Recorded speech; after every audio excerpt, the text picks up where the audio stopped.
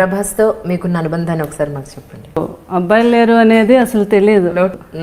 ఆయన కూడా చిన్నపిల్లడు, కృష్ణరాజు గారి మనస్తత్వమే. అంత ఎప్పుడు సరదాగా ఉండాలి, ఆయనలాగే అందరికీ భోజనాలు పెట్టాలి. భోజనాల గురించి అయితే సంవత్సరాలు మేము అందరం కూర్చుంటే టాపిక్ ఏమొస్తుంది తెలుసు, భోజనాల గురించే. ఏం చేపలు, రొయ్యలు, బిర్యానీ, దీని గురించే మాట్లాడుకుంటూ ఉంటాం. చాలా ఫ్రెండ్లీగా ఉంటారండి, చాలా మంచి అబ్బాయి. Favourite dish? అదే డిష్ నాది మారుతూ ఉంటుంది.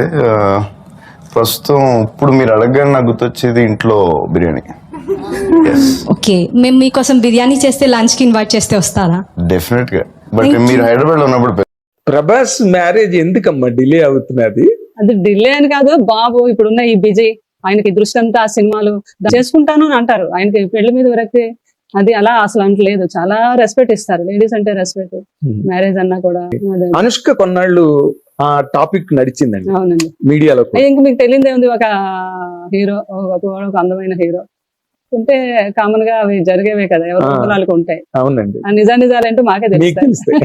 చాలా మంది చాలా కాలం నమ్మిన విషయం ఏంటంటే ప్రభాస్ కి అనుష్కకి మ్యారేజ్ జరుగుతుంది.